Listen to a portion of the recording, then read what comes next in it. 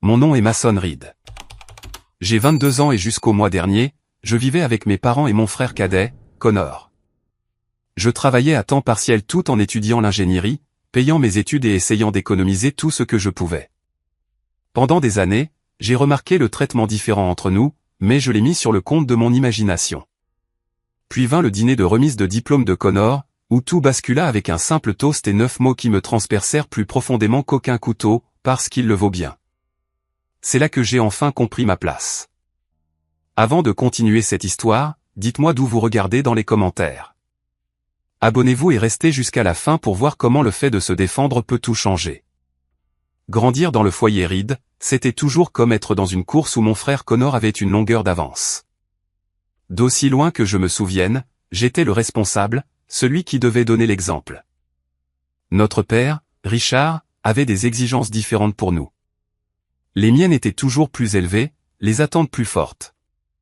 J'ai commencé à travailler à 16 ans, prenant un emploi au magasin de bricolage local, rangeant les stocks et aidant les clients à trouver les bons outils pour leurs projets.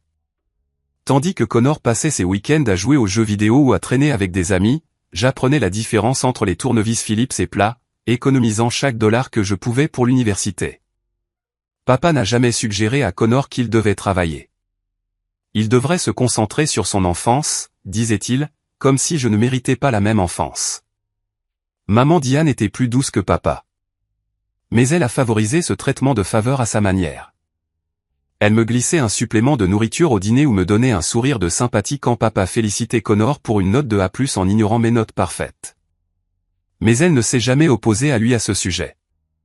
Elle était la pacificatrice, évitant les conflits à tout prix, même si cette paix se faisait à mes dépens. Notre maison dans la banlieue de Pittsburgh n'était pas immense, mais suffisamment confortable, une coloniale de 4 chambres avec un jardin clôturé. Nous n'étions pas riches, mais nous étions à l'aise. Papa travaillait comme directeur des ventes dans une concession automobile, et maman était institutrice. Il gagnait assez pour que nous ne manquions jamais de l'essentiel, mais les luxes étaient soi-disant mérités, sauf que les luxes de Connor semblaient venir sans aucun effort de sa part. Quand il voulait la dernière console de jeu, elle apparaissait sous le sapin de Noël. Quand il a mentionné vouloir essayer le hockey, il y avait soudainement de l'argent pour un équipement coûteux. Pendant ce temps, j'économisais pendant des mois pour acheter un ordinateur portable basique pour l'école. Et quand j'ai mentionné vouloir rejoindre le club de robotique, papa m'a dit que je devrais plutôt me concentrer sur le travail. Au moment où j'ai obtenu mon diplôme de lycée, j'avais économisé assez pour couvrir une partie de mes dépenses universitaires, mais pas assez pour la totalité. J'ai été accepté à l'université de Pittsburgh pour l'ingénierie, quelque chose que je pensais enfin rendre mon père fier. Au lieu de cela, sa réponse fut « ça va coûter cher. J'espère que ta bourse couvrira la majeure partie. » Il n'y avait pas de bourse, seulement des prêts et mes économies. J'ai décidé de vivre à la maison pour économiser sur les frais de logement, une décision que je remettrai en question presque quotidiennement par la suite. Pendant ma première année, j'ai continué à travailler au magasin de bricolage, augmentant mes heures tout en maintenant une moyenne de 3,8. J'ai commencé à contribuer aux dépenses du ménage, non pas parce que mes parents me le demandaient, mais parce que je me sentais coupable de vivre encore à la maison. Je payais parfois l'épicerie, couvrais la facture internet et participais aux charges. Je faisais cela en regardant Connor dépenser son argent de poche en jeux vidéo et en basket. Le schéma de favoritisme se manifestait de petites manières qui s'accumulaient avec le temps. Lorsque Connor et moi étions tous les deux à la maison pour le dîner, papa demandait d'abord à Connor comment s'était passée sa journée, écoutant attentivement les histoires de drames lycéens et de pratiques sportives. Quand c'était mon tour, il regardait son téléphone ou changeait de sujet. À Noël, la pile de cadeaux de Connor semblait toujours plus haute. Pour les anniversaires, ces célébrations étaient des événements tandis que les miennes étaient des réflexions après coup. Quand j'ai eu un examen de calcul difficile, papa a hoché la tête et a dit « c'est ce que tu es censé faire ». Quand Connor a réussi l'algèbre avec un B, papa l'a emmené manger un steak. Malgré tout cela, j'ai essayé d'être un bon frère pour Connor. Il avait 4 ans de moins, et ce n'était pas de sa faute si notre père faisait des favoritismes. Je l'ai aidé avec ses devoirs, les conduit chez ses amis et les défendu lorsque des enfants du quartier le harcelaient. Une partie de moi espérait qu'en étant la personne la plus grande, littéralement et figurativement, j'obtiendrais finalement la reconnaissance que je désirais tant de mon père. Tout au long de mes années universitaires, j'ai maintenu mes notes tout en augmentant mes heures de travail. J'ai changé de travail, passant du magasin de bricolage à un stage mieux rémunéré dans une entreprise d'ingénierie pendant ma 3e année. Le poste était compétitif et j'ai battu des dizaines d'autres candidats. Quand j'ai annoncé la nouvelle au dîner, maman a préparé mon dessert préféré. Papa a dit, ne laisse pas cela te distraire de tes études. Puis il s'est tourné vers Connor et lui a demandé comment s'était passé son match de baseball. Au moment où Connor était en dernière année de lycée, j'étais en 4e année d'université, en passe d'obtenir mon diplôme avec mention l'année suivante. Connor a traversé l'école avec des notes moyennes, a joué aux jeux vidéo jusqu'aux petites heures du matin et a passé la plupart des week-ends à faire la fête avec des amis. Pourtant, d'une certaine manière, aux yeux de notre père, il était l'enfant d'or. Le ressentiment s'est accumulé lentement, comme de l'eau remplissant un barrage avec des fissures. J'ai essayé de l'ignorer, de me dire qu'une fois que j'aurais obtenu mon diplôme et déménagé, rien de tout cela n'aurait d'importance. Je serais libre de construire ma propre vie, de définir ma propre valeur. Mais ce barrage était sur le point de rompre, et la remise de diplôme de Connor serait l'inondation qui emporterait toute ma retenue prudente. La remise de diplôme de Connor tombait un mardi fin mai, une journée de printemps parfaite avec un ciel clair et une douce brise. J'avais une date limite importante à mon stage ce même jour, un projet sur lequel je travaillais depuis des semaines, mais j'ai quand même demandé mon après-midi. Mon superviseur n'était pas content, mais la famille passe avant tout, même quand on a l'impression d'être le dernier dans cette famille. Je me suis assis dans l'auditorium de l'école entre mes parents, regardant des rangées de lycéens en toge et bonnet bleu roi s'installer à leur place. Maman serrait son appareil photo, prête à capturer chaque instant. Papa continuait à regarder sa montre, pensant probablement aux réservations de dîner qu'il avait faites au Morton, le steakhouse le plus cher de la ville. Quand ils ont appelé le nom de Connor, maman a applaudi et papa a sifflé bruyamment. J'ai applaudi et souri, sincèrement fier de mon frère malgré tout. Il était peut-être le favori, mais il était toujours mon petit frère, et finir le lycée était toujours une réussite. Après la cérémonie, nous nous sommes réunis dehors pour des photos. J'ai acheté à Connor un cadeau de remise de diplôme, un casque à réduction de bruit qu'il convoitait depuis des mois. Cela m'a coûté près d'une semaine de salaire de mon stage, mais je voulais lui offrir quelque chose de spécial. Quand il a ouvert le petit paquet, ses yeux se sont illuminés. Sérieusement, c'est génial. Merci, Mason. Il m'a donné une rapide accolade et, un instant, j'ai ressenti ce lien fraternel qui se perdait parfois dans l'ombre de l'affection inégale de notre père. Papa a jeté un coup d'œil au casque et a hoché la tête. Joli cadeau. Aucune reconnaissance du sacrifice que cela représentait. Aucune reconnaissance de ma prévenance. Juste 2 mots avant qu'il ne dirige tout le monde pour les photos de famille. Pendant que nous posions, je ne pouvais m'empêcher de remarquer comment j'étais positionné en bordure de chaque cliché tandis que Connor était au centre entre nos parents. Sur une photo, le bras de papa était autour des épaules de Connor alors qu'il me touchait à peine. Ces positionnements subtils racontaient l'histoire plus clairement que les mots ne le pourraient jamais. De retour à la maison, les préparatifs pour la célébration du soir commencèrent. Maman s'affairait, s'assurant que tout était parfait avant notre départ pour le restaurant. J'ai proposé d'aider à dresser la table pour les amuse-gueules d'avant-dîner pendant que Connor disparaissait à l'étage pour jouer avec son nouveau casque. Connor devrait aider aussi, dis-je doucement tandis que maman arrangeait un plateau de fromage. Elle soupira, ses mains s'arrêtant brièvement. C'est son jour spécial, mon chéri. Laisse-le en profiter. Comme si elle lisait dans mes pensées, elle ajouta, quand tu as eu ton diplôme de lycée, tu as aussi pu te détendre. Mais je ne l'avais pas fait. J'avais travaillé un quart de travail au magasin de bricolage le matin de ma remise de diplôme et aidé à organiser ma propre fête après. Les règles différentes avaient toujours été là. Je n'avais juste pas voulu les voir clairement. La famille élargie commença à arriver vers 4 heures, grands-parents, tantes, oncles, cousins, tous apportant des cadeaux pour Connor. Grand-père Frank lui tendit une enveloppe qui, j'appris plus tard, contenait $500. Tante Patricia et oncle Steve lui donnèrent un tout nouvel iPad. Cousine Jessica apporta un panier d'essentiels pour l'université à l'automne. J'entendis des conversations sur le brillant avenir de Connor pendant que je remplissais les verres et m'assurais que tout le monde avait des serviettes. Il va faire de grandes choses à l'université d'État, dit oncle Steve à mon père. La bourse sportive n'est pas à négliger, répondit fièrement papa.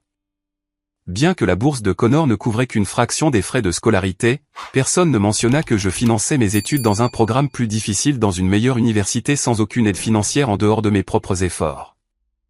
Alors que nous nous préparions à partir pour le restaurant, je me surpris dans le miroir du couloir. J'étais bien habillé en pantalon et chemise boutonnée, faisant un effort pour l'occasion. Pendant un bref instant, je me permis d'espérer que ce soir serait différent. Que papa avait peut-être prévu une sorte de reconnaissance pour mes réalisations, pour ma récente promotion à mon stage ou mon statut sur la liste du doyen ou même simplement mon soutien à Connor au fil des ans.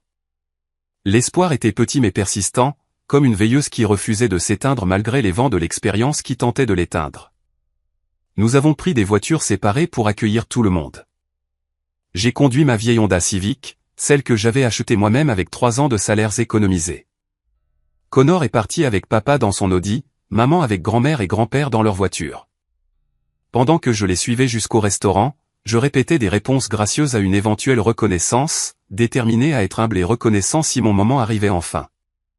Le Mortoness était décoré avec goût, un bois sombre élégant, des nappes blanches immaculées et un éclairage doux qui mettait tout le monde en valeur. L'hôtesse nous conduisit, notre groupe de 12, à une salle à manger privée où une bannière affichant « Félicitations, diplômé » était accrochée à un mur. Connor rayonnait tandis que tout le monde prenait place, et je ressentis un bonheur sincère pour lui, malgré le courant sous-jacent d'inégalité qui coulait toujours entre nous.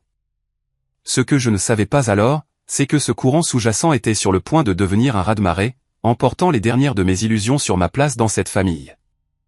La salle à manger privée du Mortoness bourdonnait de conversation et du tintement doux des couverts contre la porcelaine fine. J'étais assis au milieu de la table, entre tante Patricia et ma cousine Jessica, tandis que Connor occupait la place d'honneur à une extrémité, flanqué de nos parents. Les amuse-gueules avaient été débarrassés et nos entrées étaient servies quand papa se leva, tapotant son verre avec une cuillère pour attirer l'attention. La pièce se calma immédiatement, tous les regards se tournant vers mon père. Il avait fière allure dans son costume sur mesure, ses cheveux argentés parfaitement coiffés, sa posture imposant le respect. Il sourit largement, regardant directement Connor. Aujourd'hui marque une étape importante, commença-t-il, sa voix portant le ton confiant d'un homme habitué aux argumentaires de vente et aux allocutions publiques. Connor, ta mère et moi ne pourrions être plus fiers du jeune homme que tu es devenu.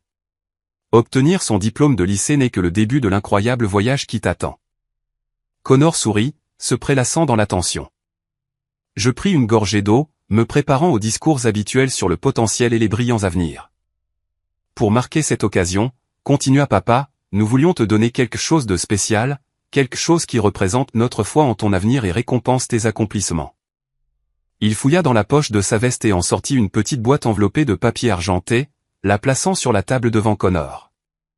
Mon frère parut surpris et excité en déchirant l'emballage. À l'intérieur se trouvait une petite boîte en velours, du genre qui contient généralement des bijoux. Quand il l'ouvrit, son expression passa de la curiosité à la confusion, puis à une réalisation naissante alors qu'il en sortait une clé de voiture avec le logo Audi. Pas possible, souffla Connor, les yeux écarquillés. C'est sérieux? Le sourire de papa s'élargit. Tout à fait sérieux. Il y a une toute nouvelle à 3 garée à la maison avec ton nom dessus. Tu l'as bien mérité, mon fils. La table éclata en applaudissements et félicitations. Connor sauta et serra notre père dans ses bras, puis notre mère, son visage illuminé de joie et d'incrédulité.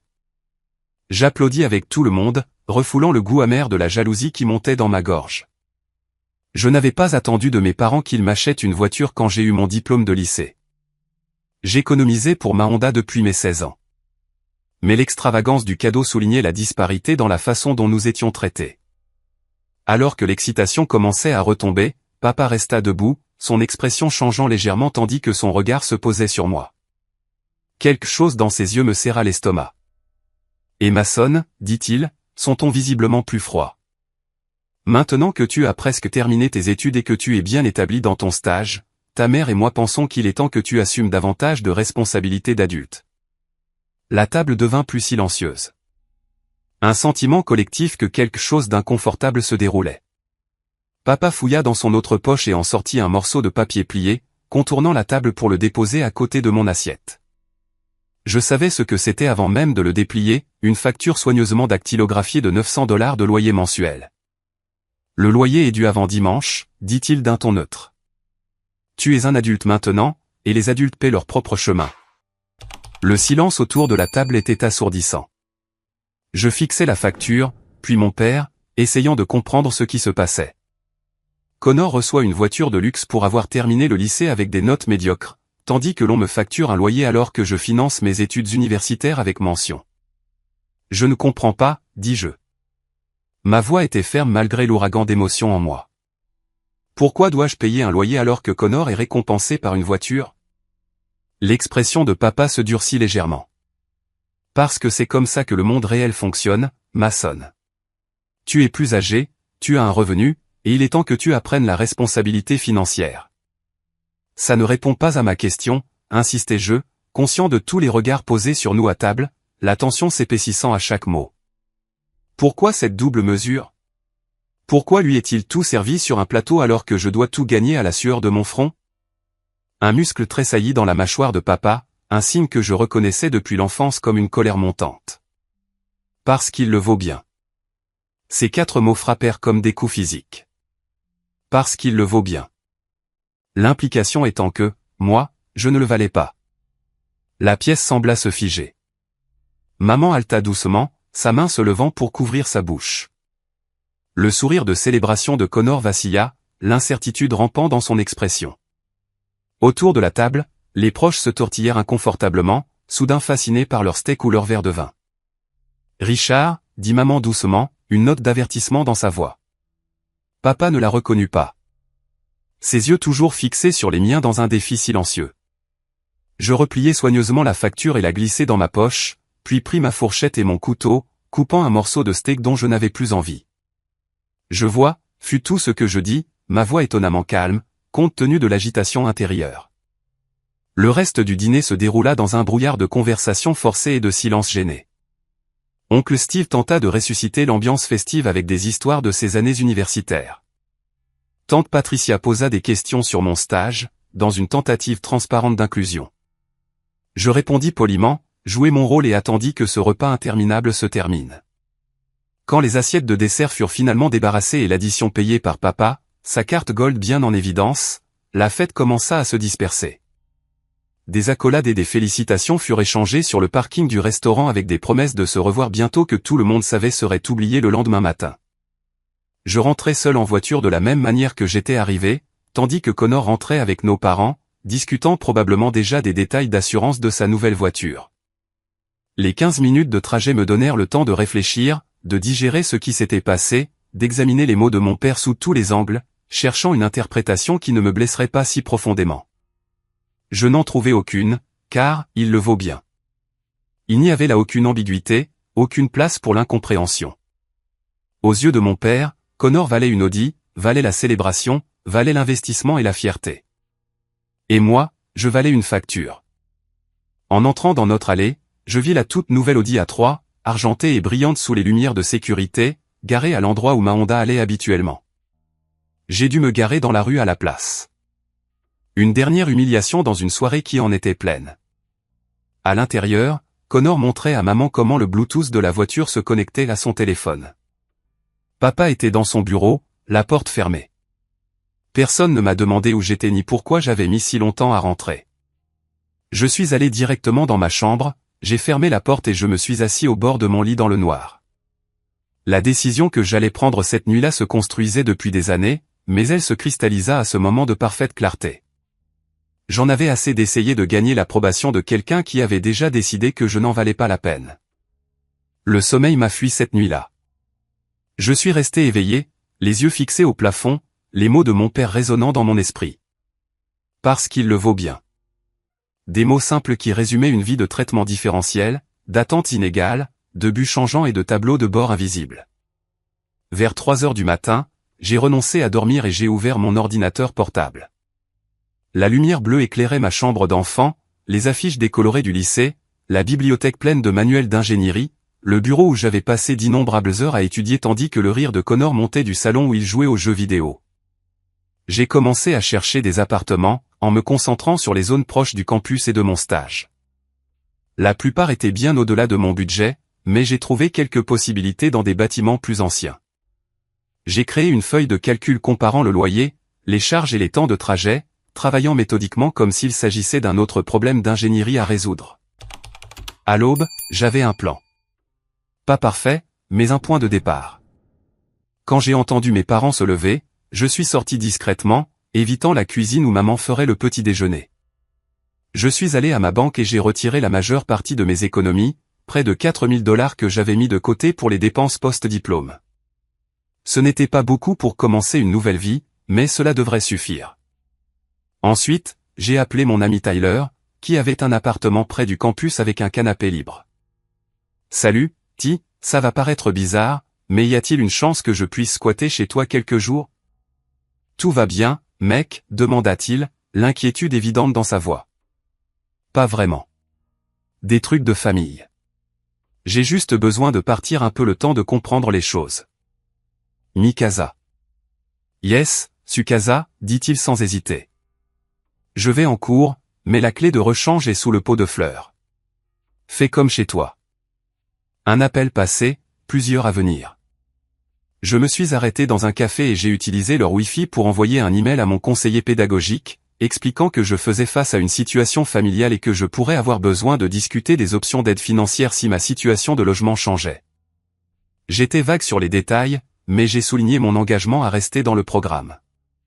Mon appel suivant fut à mon superviseur de stage, demandant s'il y avait des opportunités pour des heures supplémentaires. J'essaie d'économiser pour mon propre logement, expliquai-je, ce qui était assez vrai. Nous pourrions avoir besoin d'aide supplémentaire sur le projet Wilson, dit-elle. Je vais voir ce que je peux faire pour que vous soyez autorisé à faire des heures supplémentaires. À midi, j'avais un logement temporaire et la possibilité d'un revenu supplémentaire. Ce n'était pas grand-chose, mais c'était un début. Je suis rentré chez moi, chronométrant mon arrivée pour le moment où je savais que tout le monde serait sorti. Papa serait au travail, maman ferait du bénévolat à l'école primaire, et Connor serait sorti avec des amis pour fêter sa remise de diplôme et montrer sa nouvelle voiture. La maison était silencieuse alors que je rangeais méthodiquement mes affaires. J'ai commencé par l'essentiel, vêtements, articles de toilette, ordinateur portable, manuel scolaire, documents importants. Mon acte de naissance et ma carte de sécurité sociale étaient dans le classeur du bureau de papa. Je me sentais étrange de les prendre, comme si je volais quelque chose qui m'appartenait. J'ai travaillé efficacement, entassant tout dans ma Honda en plusieurs voyages. La voiture était petite, ce qui m'a obligé à être sélectif. Les vêtements d'hiver sont allés dans des bacs de rangement que j'ai cachés au fond de mon placard. Je pourrais les récupérer plus tard si nécessaire. Les livres que je n'avais pas ouverts depuis des années sont restés sur leurs étagères. Les trophées de participation et les récompenses académiques qui avaient tant compté pour moi autrefois, mais n'avaient jamais impressionné mon père, ont été laissés derrière. Pendant que je faisais mes bagages, je n'arrêtais pas de penser à ce que j'allais écrire dans la note. Il fallait qu'elle soit claire mais pas cruelle, ferme mais pas amère.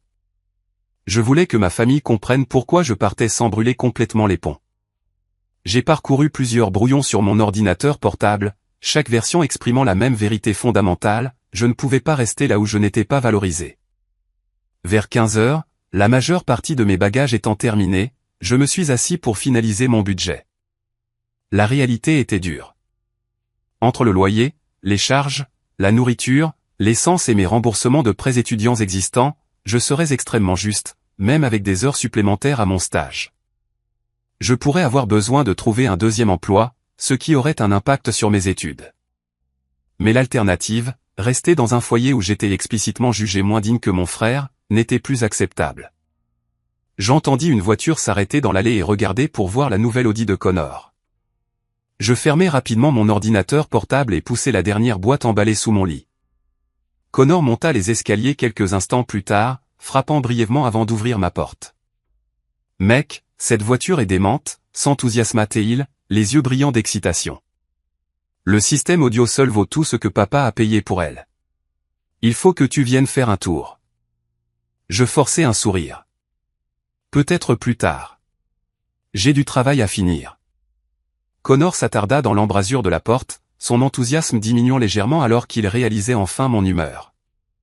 Et, à propos d'hier soir. C'était bizarre, ce que papa a dit. Tu sais qu'il ne le pensait pas comme ça, n'est-ce pas? Un instant, j'ai envisagé de me confier à Connor, de lui raconter mes projets, d'expliquer les années de blessures accumulées qui avaient mené à ce moment. Mais ce n'était pas son fardeau. C'était juste un enfant qui avait bénéficié du favoritisme de notre père sans le créer. C'est bon, dis-je plutôt. Félicitations pour la voiture. Tu devrais en profiter. Il hésita, sentant le rejet, mais ne me pressa pas davantage. D'accord, eh bien, l'offre tient toujours si tu veux faire un tour. Après qu'il soit parti, j'ai sorti la boîte et j'ai continué à faire mes valises. Au moment où j'ai entendu la voiture de maman dans l'allée 1 heure plus tard, ma chambre avait l'air assez normale à première vue. Bien que la plupart de mes affaires étaient déjà dans ma voiture, couverte d'une couverture sur le siège arrière et dans le coffre. Le dîner ce soir-là fut une affaire discrète. Papa travaillait tard, donc il n'y avait que maman, Connor et moi à la table de la cuisine avec des pizzas à emporter. Connor parla avec enthousiasme de ses projets d'aller au lac avec des amis le lendemain. Maman me demanda comment s'était passée ma journée et je lui donnai des réponses vagues sur la recherche et les projets de stage. Aucun d'eux ne sembla remarquer quoi que ce soit d'étrange, ce qui ne fit que renforcer ma décision. Après le dîner, je m'excusai pour travailler sur un projet. Je retournai dans ma chambre pour finaliser mes plans de départ, j'attendis que la maison devienne silencieuse, tout le monde se retirant dans ses recoins respectifs pour la soirée. Puis je m'assis à mon bureau et j'écrivis à la main la version finale de ma note. J'y travaillai pendant près d'1 heure, choisissant mes mots avec soin, et essayant d'exprimer mes sentiments sans recourir à l'accusation ou au mélodrame. Quand ce fut fini, je la scellai dans une enveloppe avec le nom de papa sur le devant. J'y plaçai également ma clé de maison, comme une reddition symbolique de ma place dans le foyer. Alors que je me préparais à dormir dans une pièce qui ne me semblait plus la mienne, j'éprouvais un étrange mélange d'émotions, de l'anxiété quant à l'avenir, de la tristesse quant au passé, mais sous tout cela, une certitude tranquille que je prenais la bonne décision. Pour la première fois depuis des années, j'allais définir ma propre valeur au lieu d'accepter l'évaluation de quelqu'un d'autre. J'ai réglé mon réveil pour 5 heures du matin, assez tôt pour être parti avant que quiconque ne se réveille. Puis je me suis couché dans mon lit d'enfant pour la dernière fois, sombrant enfin dans un sommeil épuisé alors que les premières lueurs de l'aube apparaissaient à l'horizon. Mon réveil vibra doucement à 5 heures du matin. Bien que j'étais déjà éveillé, j'avais dormi par intermittence, sombrant et sortant de la conscience, mon esprit ne se reposant jamais complètement. Je coupai rapidement le réveil et restai immobile un instant, écoutant la maison silencieuse, les craquements et bourdonnements familiers qui avaient été la bande-son de ma vie pendant 22 ans. Je me suis douché et habillé silencieusement, choisissant des vêtements confortables pour la journée à venir. Ma chambre avait l'air étrange maintenant, toujours reconnaissable comme la mienne, mais plus vide, le placard à moitié plein. Le bureau débarrassé de tout sauf mon diplôme de lycée et une photo de famille que j'ai décidé de laisser. C'était comme si je m'effaçais de l'espace, devenant un fantôme dans ma propre maison. J'ai fait un dernier tour pour m'assurer que je n'avais rien oublié d'essentiel, puis j'ai pris mon sac à dos et la note que j'avais écrite. La maison était silencieuse alors que je descendais les escaliers, évitant la 3e marche qui grinçait toujours. Dans la cuisine, j'ai placé l'enveloppe contre la cafetière, là où papa ne manquerait pas de la voir en descendant pour sa tasse du matin. Puis j'ai hésité. Pris d'une impulsion soudaine, j'ai ouvert mon portefeuille et en ai retiré 9 billets de $100 neufs, l'argent du loyer que mon père avait exigé. J'ai posé l'argent liquide sur l'enveloppe, le lestant comme une accusation. Qu'il voie que ce n'était pas une question d'argent. C'était une question de valeur. J'ai jeté un dernier coup d'œil autour de la cuisine, le réfrigérateur couvert des horaires sportifs de Connor et des certificats de réussite. La seule photo de moi, glissée dans un coin, de ma remise de diplôme de lycée. La collection d'assiettes décoratives de maman tapissait le mur et les trophées de barbecue de papa trônaient fièrement sur l'étagère supérieure. Tant de souvenirs dans cette pièce, bons et mauvais. La note contenait tout ce que j'avais besoin de dire. Papa, je pars. Pas seulement pour quelques jours ou quelques semaines, mais définitivement. J'ai trouvé un autre endroit où rester pendant que je cherche mon propre appartement. Pendant des années, j'ai essayé de comprendre pourquoi Connor reçoit un soutien inconditionnel alors que l'on attend de moi que je gagne chaque parcelle de reconnaissance. Je t'ai trouvé des excuses, je me suis dit que c'était mon imagination, ou que je devais faire plus d'efforts, mais hier soir, tout est devenu limpide, parce qu'il le vaut bien. Ces mots m'ont montré exactement où je me situe dans cette famille. J'ai passé toute ma vie à essayer de te prouver ma valeur, et ça n'a jamais été suffisant. J'ai fini d'essayer. Voici les 900 $ de loyer que tu as exigés. Considère cela comme mon dernier paiement pour être resté là où je ne suis pas valorisé. Je ne partage pas où je vais parce que j'ai besoin d'espace pour comprendre qui je suis en dehors de ton ombre. Je vais bien. De toute façon, je me suis occupé de moi-même pendant des années. Je te souhaite, à toi et à ton digne fils, le meilleur, Mason. J'ai placé ma clé de maison sur l'argent et l'enveloppe, puis j'ai marché jusqu'à la porte, ne portant rien d'autre que mon sac à dos. Ma voiture était déjà pleine et garée à un pâté de maison, chargée l'après-midi précédent pendant que tout le monde était sorti. Je l'ai poussé dans l'allée, moteur coupé, pour éviter de faire du bruit. Un petit acte de furtivité qui me semblait maintenant à la fois absurde et nécessaire. Le quartier était encore sombre alors que je marchais vers ma voiture. La maison silencieuse, les fenêtres obscures. Un livreur de journaux passa lentement, jetant des journaux roulés sur les allées. L'air était frais et humide de la rosée du matin, portant le parfum de l'herbe fraîchement coupée et du jasmin en fleurs de quelqu'un. En atteignant ma Honda, je me suis permis un dernier regard en arrière sur la maison, la seule que j'ai jamais connue, la coloniale à 2 étages avec sa pelouse impeccable et le panier de basket sur lequel Connor et moi avions joué enfant. Le Porsche où maman avait pris des photos de rentrée scolaire chaque septembre, l'allée maintenant occupée par la nouvelle Audi brillante de Connor. Un instant, le doute s'insinua. Est-ce que j'exagérais? Devrais-je revenir, déchirer la note et essayer une fois de plus de gagner une place dans l'estime de mon père? La tentation ne dura que quelques secondes avant que je ne me souvienne de ses mots, de son ton, de la certitude absolue avec laquelle il avait déclaré mon frère digne et, par implication, moi indigne.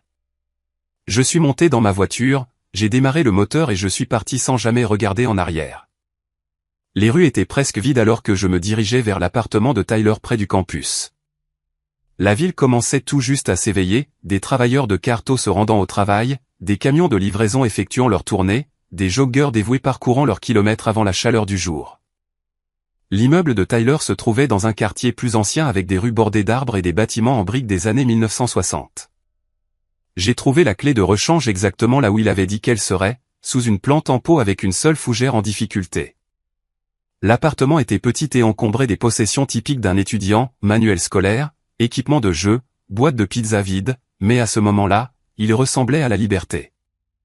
J'ai posé mon sac à dos sur le sol à côté du canapé qui serait mon lit pour les prochains jours et je me suis assis. Soudain submergé par ce que j'avais fait, j'avais quitté ma famille, ma maison, mon filet de sécurité. J'étais seul d'une manière que je n'avais jamais connue auparavant, malgré des années d'autonomie. L'énormité de la situation m'a frappé d'un coup. Et j'ai enfoui mon visage dans mes mains, m'accordant un moment de vulnérabilité maintenant que j'étais seul. Pas de regret. Je ne regrettais pas ma décision, mais une reconnaissance du chagrin qui l'accompagnait. Je pleurais le père que je n'avais jamais eu. La reconnaissance que je n'avais jamais reçue. La famille qui aurait pu être, mais qui n'était pas. Mon téléphone vibra avec un SMS de Tyler, en cours jusqu'à midi. Serre-toi dans le frigo. On verra la suite quand je rentrerai. Tiens bon, mec. Sa simple gentillesse me ramena au présent.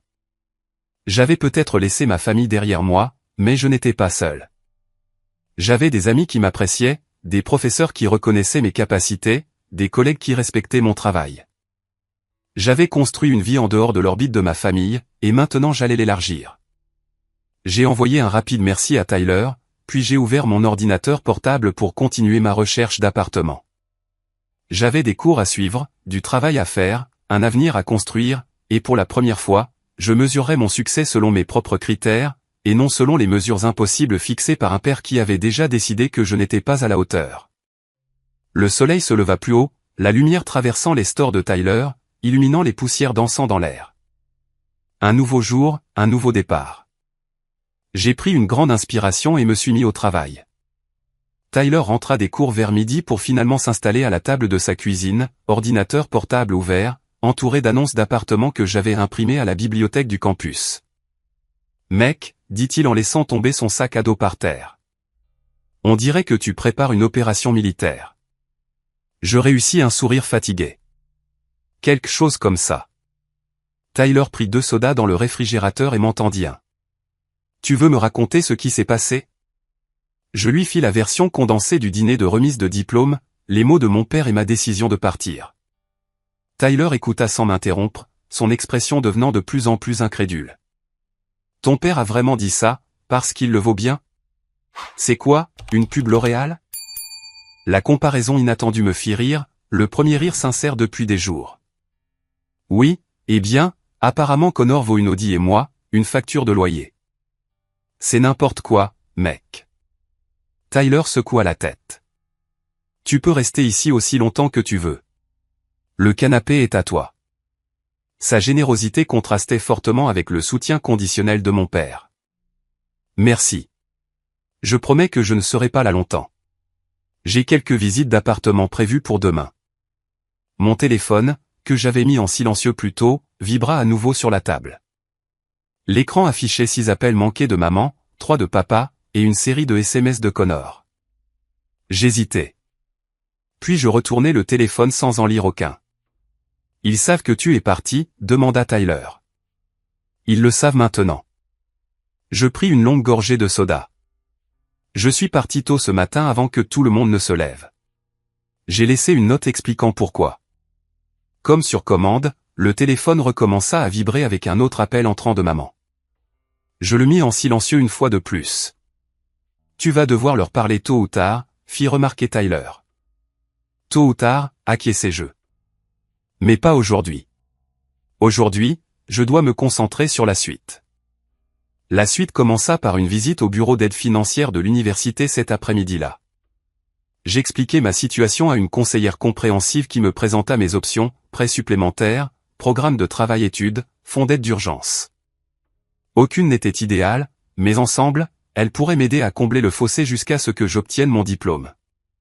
Il n'est pas rare que des étudiants se retrouvent soudainement indépendants, m'assura la conseillère. Nous avons des ressources pour vous aider à traverser cette transition.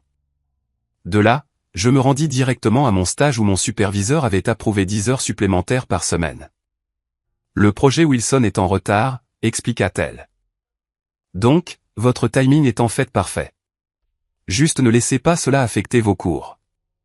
Au moment où je suis retourné à l'appartement de Tyler ce soir-là, j'avais une image financière plus claire et des perspectives légèrement plus optimistes. Ce que j'avais aussi, c'était 37 notifications sur mon téléphone. Les SMS de ma famille parcouraient toute la gamme des émotions. De maman, de plus en plus paniquée, où es-tu? S'il te plaît, appelle-moi Mason. Nous sommes très inquiets. Quoi que ton père ait dit, nous pouvons nous en sortir. De papa, passant de la colère à l'inquiétude, c'est enfantin et irresponsable. Ta mère est contrariée. Appelle la maison immédiatement. Puis plus tard, Mason, s'il te plaît, fais-nous savoir que tu es en sécurité. De Connor, confus et inquiet, mec, qu'est-ce qui s'est passé? Tu vas bien? Papa panique. Je ne comprends pas ce qui se passe. Il y avait aussi des messages vocaux, chacun plus désespéré que le précédent. Maman pleurant, papa exigeant, puis suppliant, Connor déconcerté. Je les ai tous écoutés, debout dans la cuisine de Tyler, me sentant à la fois justifié par leur détresse et coupable de la provoquer. Le dernier message vocal était de maman, laissé juste 1 heure plus tôt. Mason, mon chéri, s'il te plaît, fais-nous savoir que tu es en sécurité. Tu n'es pas obligé de rentrer si tu ne veux pas. Tu n'es pas obligé de parler à ton père. Juste un SMS, n'importe quoi. Je t'aime. Sa voix se brisa sur les derniers mots, et je sentis ma détermination vaciller. Maman n'était pas la méchante de cette histoire, juste une spectatrice qui n'était jamais intervenue. Pourtant, elle méritait de savoir que j'allais bien. Je lui ai envoyé un court SMS, je suis en sécurité. Je loge chez un ami. J'ai besoin de temps pour réfléchir. S'il te plaît, respecte ça. Sa réponse est arrivée quelques secondes plus tard, merci de m'avoir prévenu. Je t'aime. Nous pourrons parler quand tu seras prêt. J'ai rangé mon téléphone sans répondre, pas prêt à m'engager davantage. Tyler a commandé des pizzas et nous avons passé la soirée à regarder des films d'action sans réfléchir. Une distraction bienvenue de l'agitation émotionnelle de la journée. Pendant quelques heures, j'ai pu faire semblant que ce n'était qu'une nuit normale passée avec un ami, et non la première nuit de ma nouvelle vie incertaine. Le lendemain matin, d'autres messages sont arrivés, dont un d'oncle Steve me demandant si je voulais parler. Il avait toujours été le plus accessible de mes proches, moins enclin à placer Connor sur un piédestal. Je pris note de l'appeler plus tard. Ma première visite d'appartement fut une déception. Un sous-sol avec des problèmes d'humidité et l'odeur persistante des chats des anciens locataires. La seconde fut plus prometteuse. Un petit studio dans un bâtiment plus ancien. Rien de fantaisiste, mais propre et dans mon budget si je m'étirais. Le propriétaire sembla impressionné par mon stage et mon dossier universitaire. La plupart des étudiants que j'ai ici sont des fêtards, expliqua-t-il en me montrant la cuisine compacte. Vous semblez plus responsable.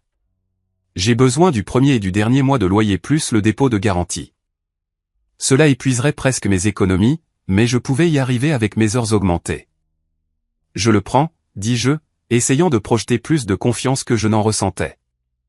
À la fin de ma première semaine loin de chez moi, j'avais obtenu l'appartement, ouvert un nouveau compte bancaire dans une autre banque que celle de mes parents, et établi une routine de cours, de travail et de recherche d'appartements qui me tenaient trop occupé pour m'attarder sur la famille que j'avais laissée derrière moi. Tyler avait été un soutien incroyable, offrant non seulement son canapé, mais aussi son amitié pendant une transition difficile. Tu es le bienvenu jusqu'à ce que ton appartement soit prêt, insista-t-il lorsque j'essayais de le remercier. C'est ce que font les amis. Les messages de ma famille continuaient, évoluant au fil des jours. Maman restait inquiète mais respectait mon espace. Le ton de papa passa de la colère à une reconnaissance réticente que peut-être des choses avaient été dites qui n'auraient pas dû l'être. Les SMS de Connor furent les plus surprenants. Je ne savais pas que tu ressentais ça, écrivit-il le 4e jour à propos du traitement différent de papa envers nous. Je suppose que je ne l'ai jamais remarqué parce que j'avais le meilleur traitement. Et plus tard, la maison est bizarre sans toi. Papa est vraiment silencieux. Maman pleure quand elle pense que personne ne la regarde. Ces messages révélaient une prise de conscience grandissante. Un jeune homme voyant soudain des dynamiques familiales auxquelles il avait été aveugle auparavant. J'ai dit à papa qu'il avait tort de te dire ça. On s'est énormément disputé à ce sujet. C'était inattendu, Connor tenant tête à notre père, prenant mon parti. C'était la première fissure dans le fondement du favoritisme qui avait défini notre famille aussi loin que je pouvais me souvenir. Le 10e jour, je reçus un SMS d'un numéro inconnu. Mason, c'est l'oncle Robert, le frère de ton père. J'ai entendu ce qui s'est passé. Je veux que tu saches que je comprends plus que tu ne le penses. Appelle-moi si tu veux parler. L'oncle Robert avait toujours été le mouton noir de la famille, visitant rarement, mentionné seulement en passant. J'avais toujours senti une tension entre lui et mon père, mais je n'en avais jamais connu la cause. Son approche inattendue m'intrigua suffisamment pour l'appeler ce soir-là. Ton père et moi avons eu une dynamique similaire en grandissant, expliqua-t-il après que je lui eus fait un bref récit de ce qui s'était passé. Des rôles différents, des attentes différentes. Il m'a fallu des années pour m'en libérer. Tu es plus courageux que moi d'avoir tracé cette ligne si jeune. Il offrit plus que de la compréhension. Il offrit une aide pratique. J'ai un entrepôt de meubles pour mon entreprise. Passe et prends tout ce dont tu as besoin pour ton nouveau logement.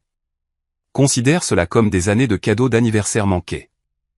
Sa générosité me tira des larmes. Cet oncle que je connaissais à peine me tendait la main alors que j'en avais le plus besoin. Merci, réussis-je à dire. Ça m'aiderait beaucoup.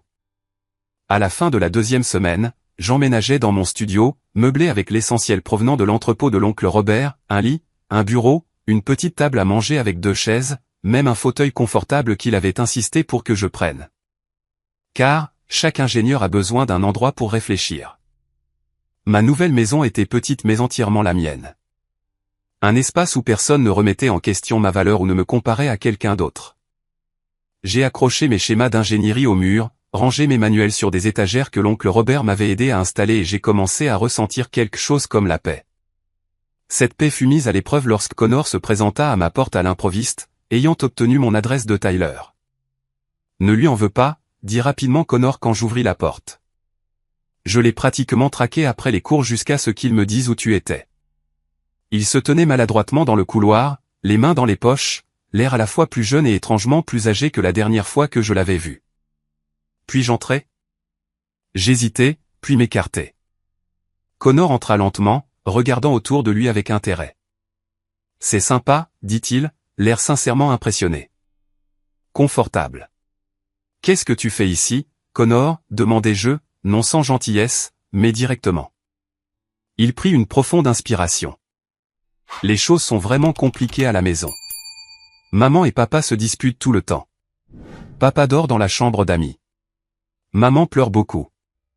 Il baissa les yeux vers ses pieds. Et je me sens mal à propos de tout ça. Pourquoi, demandai-je. Rien de tout cela n'est de ta faute, n'est-ce pas? Ses yeux rencontrèrent les miens, troublés.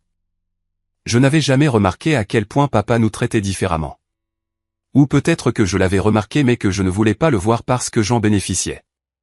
Quoi qu'il en soit, je faisais partie du problème. Sa prise de conscience me surprit. Ce n'était plus le petit frère insouciant que j'avais laissé derrière moi. C'était quelqu'un aux prises avec des prises de conscience difficiles sur les dynamiques familiales et sa place en leur sein. « Papa veut que tu rentres à la maison », continua-t-il. Il n'admettra pas exactement qu'il avait tort. Mais il sait qu'il a fait une erreur. Maman veut juste que la famille soit de nouveau réunie. Et toi, qu'est-ce que tu veux, demandai-je. Connor regarda de nouveau mon appartement, prenant acte des preuves de ma nouvelle vie indépendante. Je veux retrouver mon frère, dit-il simplement. Mais je veux aussi que tu sois heureux. Si c'est ce dont tu as besoin, alors je te soutiens. Sa maturité m'émut. Nous avons parlé pendant des heures cet après-midi-là. Vraiment parlé. Peut-être pour la première fois en tant qu'adulte plutôt que dans les rôles qui nous avaient été assignés, l'enfant d'or et le responsable. Quand il est parti, nous nous sommes serrés fort dans les bras, et j'ai promis de rester davantage en contact avec lui. Pas avec papa, par contre, demanda-t-il. Pas encore, dis-je. Je ne suis pas prêt. Connor hocha la tête. Je comprends. N'attends pas trop longtemps, d'accord. Il est têtu, mais il souffre aussi. Alors que la 3e semaine de ma nouvelle vie commençait, je m'habituais à des routines qui me semblaient de plus en plus naturelles. Cours, travail, études au petit bureau de mon appartement, repas occasionnels avec Tyler ou d'autres amis. L'oncle Robert m'invita à dîner le dimanche, me présentant à sa femme et à ses filles adolescentes qui m'accueillirent chaleureusement chez elles. La famille n'est pas seulement celle à laquelle tu es né, me dit l'oncle Robert alors que nous étions assis sur son porche après le dîner. C'est aussi celle que tu choisis et celle qui te choisit. Ces mots restèrent avec moi alors que je continuais à construire ma vie indépendante, jour après jour, trouvant ma propre définition de la valeur en dehors des limites étroites du jugement de mon père. Un mois après avoir quitté la maison, j'étais assis à ma petite table à manger, révisant mon budget. Les chiffres étaient serrés mais gérables. Entre mes heures de stage augmentées, des dépenses prudentes et la subvention d'urgence de l'université, je restais à flot. Mon appartement devenait progressivement un foyer avec de petites touches qui reflétaient ma personnalité plutôt que les attentes de ma famille. Un coup à la porte interrompit mes calculs. Je n'attendais personne et, pendant un bref moment tendu, je me suis demandé si ce pouvait être mon père. J'ai regardé par le Judas pour voir ma mère debout, seule, son expression anxieuse. J'hésitais, puis j'ouvris la porte. Maman. Salut mon chéri. Son sourire était hésitant. Connor m'a donné ton adresse. J'espère que ça va. J'ai hoché la tête en reculant pour la laisser entrer. Elle entra avec précaution, observant mon appartement avec le regard évaluateur d'une mère, vérifiant les signes d'une bonne alimentation, d'un sommeil adéquat, d'un bien-être général. C'est petit, mais ça me convient, dis-je, soudain mal à l'aise avec mon modeste espace de vie. C'est charmant, répondit-elle, et je pouvais dire qu'elle le pensait sincèrement. Tu as toujours su rendre les choses agréables. Un silence gêné s'installa entre nous. Il y avait tant de choses à dire, pourtant aucun de nous ne semblait savoir par où commencer. Finalement, maman parla. Je te dois des excuses, Mason. Des grandes. Je m'assis à table, lui faisant signe de me rejoindre. Pourquoi spécifiquement? Elle soupira, s'installant sur la chaise en face de moi. Pour ne pas t'avoir défendu. Pour avoir laissé ton père nous traiter, toi et Connor, si différemment. Pour avoir été une participante passive à quelque chose qui t'a profondément blessé. Ses yeux rencontrèrent les miens, remplis de regrets. Je me disais que je maintenais la paix, mais en réalité, j'évitais juste les conflits à tes dépens. Sa franchise me surprit. Je m'attendais à de la défensive ou à des tentatives de minimiser ce qui s'était passé. Au lieu de cela, elle reconnaissait son rôle sans qualification. Pourquoi papa a-t-il toujours favorisé Connor, demandai-je. La question qui m'avait hanté pendant des années fut enfin prononcée à voix haute. Les mains de maman se tordirent sur la table. C'est compliqué et ce n'est pas une excuse, mais ton père se voit en Connor, l'athlète naturel, la facilité sociale. La façon dont les choses semblent lui venir sans effort. Elle fit une pause. Et il voit son propre père en toi. Grand-père Reed, demandai-je, confus. Je me souvenais à peine de mon grand-père paternel, décédé quand j'étais jeune. Oui, ton grand-père était brillant, méthodique, responsable, tout comme toi, et il était dur avec ton père, le poussant toujours à être meilleur, à travailler plus dur, surtout sur le plan académique. Ton père a eu du mal avec ça. Il avait l'impression de ne jamais être à la hauteur. Elle baissa les yeux vers ses mains. Je pense que, sans s'en rendre compte, il a essayé de corriger sa propre enfance en donnant à Connor tout ce qu'il pensait ne pas avoir eu, tout en te mettant la même pression qu'il reprochait à son père. Cette révélation n'excusait pas le comportement de mon père, mais elle me donnait un contexte que je n'avais jamais envisagé. Ça ne rend pas les choses justes, dis-je doucement. Non, ça ne les rend pas justes. Maman acquiesça immédiatement. Rien ne rend les choses justes, mais la compréhension pourrait aider à la guérison, à la longue. Elle tendit la main à travers la table, sans tout à fait me toucher. Les choses ont changé à la maison depuis ton départ. Ton père, il a été forcé de faire face à des vérités inconfortables. Connor a mentionné que vous vous êtes disputés. Elle hocha la tête. Au début, oui. J'étais tellement en colère contre lui pour ce qu'il t'a dit, pour t'avoir fait fuir. Mais nous parlons maintenant. Vraiment parlons. Il voit un thérapeute. Mason, ton père, qui a toujours dit que la thérapie était pour les gens incapables de gérer leurs propres problèmes. C'était en effet surprenant. Le stoïcisme de mon père était légendaire dans notre famille. Son mépris pour la faiblesse émotionnelle, un courant sous-jacent constant. Est-ce que ça l'aide, demandai-je. Je pense que oui. C'est le début, mais il commence à comprendre comment sa propre enfance a façonné son rôle de parent. Elle sourit tristement. Il te manque, bien qu'il soit trop fier pour le dire directement. J'absorbais cette information, pas encore prêt à agir dessus, mais la classant dans un coin de ma tête. Et Connor a été remarquable. Il a refusé la voiture. Le savais-tu? Il a dit qu'il ne l'accepterait pas à moins que tu n'obtiennes quelque chose d'équivalent. Ses yeux brillaient de fierté. Il tient tête à ton père d'une manière que je n'ai jamais fait. Cela a été instructif pour nous tous. Nous avons parlé pendant près de 2 heures, abordant des sujets que nous aurions dû aborder des années auparavant. Maman a posé des questions sur mes cours, mon stage, mes projets après l'obtention de mon diplôme. Elle a remarqué les schémas d'ingénierie sur mon mur et a posé des questions intelligentes sur les projets sur lesquels je travaillais. Pour peut-être la première fois, elle me voyait clairement, non pas comme une extension des dynamiques familiales, mais comme un individu avec son propre chemin. Alors qu'elle se préparait à partir, elle me tendit une enveloppe. Ton père ne sait pas que je te donne ça. Elle dit, c'est l'argent du loyer que tu as laissé, plus un petit supplément pour t'aider avec les dépenses. J'ai mis de côté un peu de mon salaire d'enseignante pendant des années, mon fonds privé pour les urgences. Cela remplit les conditions. J'ai essayé de refuser, mais elle a insisté. Laisse-moi faire cette chose pour commencer à faire amende honorable. S'il te plaît. J'ai accepté l'enveloppe, touché par le geste et ce qu'il représentait, son premier véritable acte de me défendre, même si c'était derrière le dos de mon père. Envisagerais-tu de rencontrer ton père, demanda-t-elle en se tenant dans l'embrasure de la porte. Pas à la maison, quelque part de neutre, juste pour parler. Je ne répondis pas immédiatement, pesant la perspective. J'y réfléchirai, dis-je finalement. Elle hocha la tête, acceptant mon non-engagement. C'est tout ce que je peux demander. Elle me serra fort dans ses bras avant de partir, murmurant, je suis si fier de toi, Mason. J'aurais dû le dire plus souvent.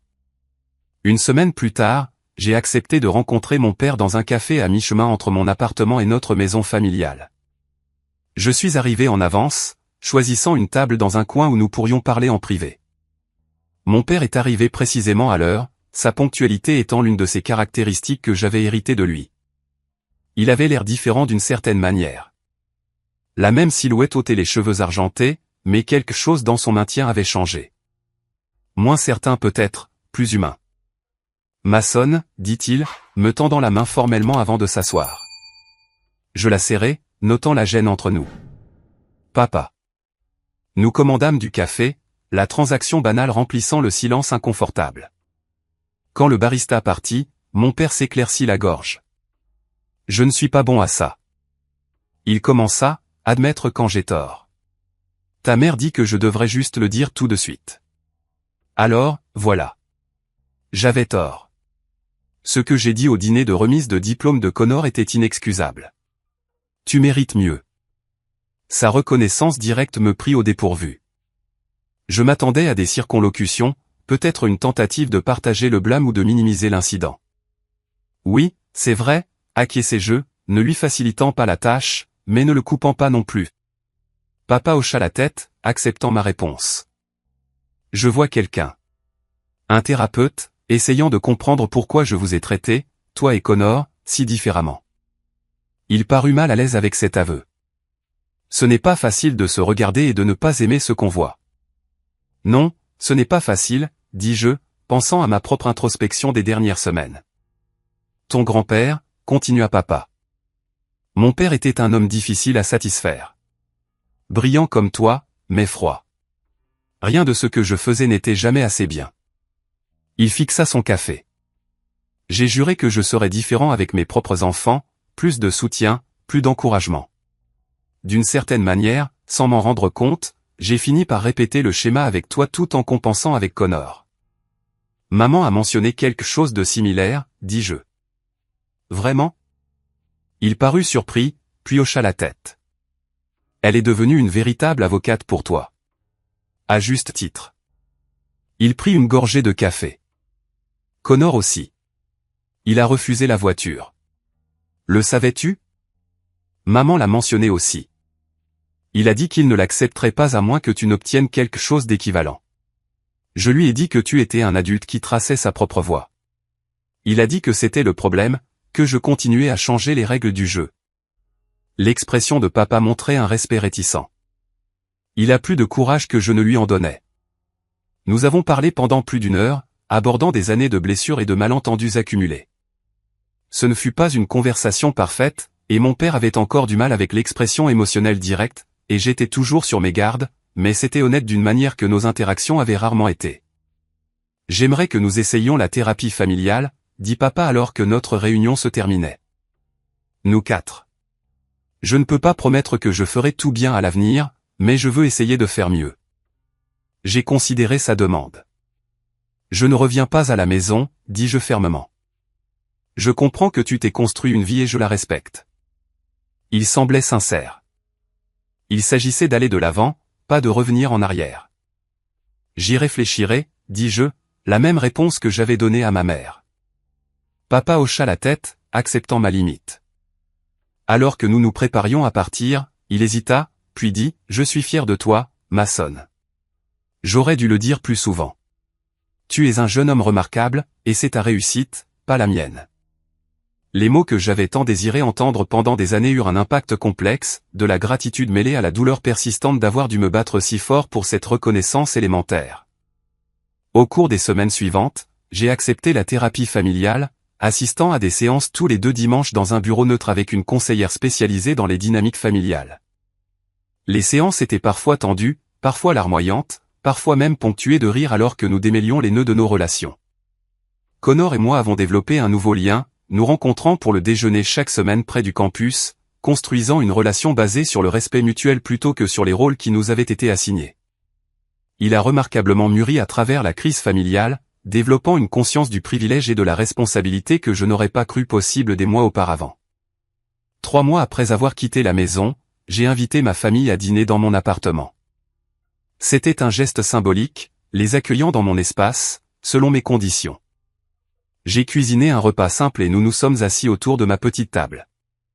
La conversation était encore parfois maladroite, mais de plus en plus sincère. Alors que nous mangions le dessert, papa s'éclaircit la gorge. « J'ai quelque chose pour toi, dit-il en plaçant une enveloppe à côté de mon assiette. Ce n'est pas une voiture, ajouta-t-il avec un petit sourire d'autodérision. Mais c'est quelque chose. À l'intérieur se trouvait un chèque, non pas de la valeur équivalente à l'Audi de Connor, ce qui aurait complètement manqué l'objectif, mais du montant total des dépenses éducatives que j'avais couvertes moi-même au fil des ans. Cela n'efface rien, dit papa avec précaution. Mais c'est un début, une reconnaissance que tu méritais aussi du soutien. J'ai regardé le chèque, puis mon père. Merci, dis-je simplement. Notre relation était encore un travail en cours, les dommages des années ne s'annulant pas en quelques mois. Mais nous construisions quelque chose de nouveau à partir des débris de l'ancienne relation, basée sur le respect mutuel plutôt que sur l'autorité automatique, une confiance gagnée plutôt qu'une loyauté obligatoire. Ma vie indépendante continuait de se développer. J'excellais dans mes cours et mon stage, me suis fait de nouveaux amis, explorais des intérêts pour lesquels je n'avais jamais eu le temps auparavant. Le petit studio devint un lieu de paix et de possibilités, un espace où je pouvais me définir selon mes propres termes. 6 mois après ce dîner de remise de diplôme fatidique, j'étais seul dans mon appartement, réfléchissant à mon parcours. Les mots qui m'avaient poussé à partir, parce qu'il le vaut bien, n'avaient plus de pouvoir sur moi. J'avais prouvé ma valeur à moi-même, le seul public qui comptait vraiment. La plus grande leçon de tout cela n'était pas sur les dynamiques familiales ou le fait de se défendre, bien que ce fût important. C'était sur la définition de sa propre valeur dans un monde désireux de vous l'assigner. La valeur n'est pas déterminée par ce que les autres vous donnent ou vous refusent. Elle est intrinsèque, indéfinissable, à vous de la reconnaître et de la revendiquer. Alors, et vous ? Avez-vous déjà dû vous éloigner de quelque chose pour découvrir votre vraie valeur ou êtes-vous resté trop longtemps en espérant une reconnaissance qui n'est jamais venue ? Partagez vos expériences dans les commentaires ci-dessous. Et si cette histoire de découverte de l'estime de soi a résonné en vous, veuillez appuyer sur le bouton « J'aime » et vous abonner pour entendre d'autres histoires sur le fait de trouver la force à travers l'adversité, car tout le monde mérite d'être valorisé, surtout par soi-même. Merci d'avoir écouté et rappelez-vous que vous le valez bien, quoi que les autres disent.